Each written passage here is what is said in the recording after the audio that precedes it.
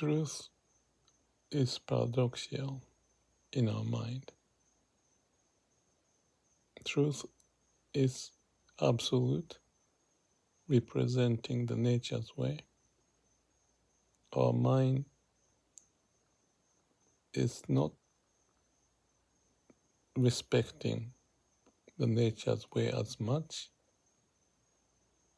It's human-centric, in a way, ego-driven.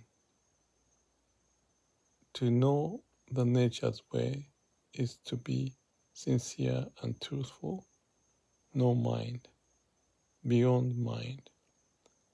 For that to happen, we have to let go for the nature's way to take place.